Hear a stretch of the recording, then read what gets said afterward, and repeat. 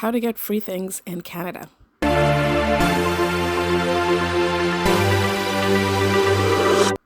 Don't forget to subscribe. So let's say you've just come into the country and you need a baby crib, you need some free furniture. A great place to get started is social media. Head right on to Facebook and look for pass it on groups, buy, sell, trade, swap groups, as well as free stuff. So type Brampton free stuff and see what your fellow Bramptonians have posted that are for free.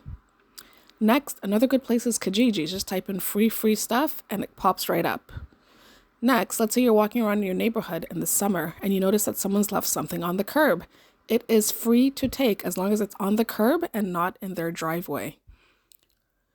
Another great place is your local library. So they have drop-in programs, free Wi-Fi, computers that you can use for free, and of course, books that you can check out for free as well if you have like little kids or enjoy reading for pleasure. Another great resource specifically for Ontario are early on centers, which offer drop-in programs for babies and kids. It's also an excellent place to network with other parents while you're talking about your kids. You can ask them about jobs and all of that.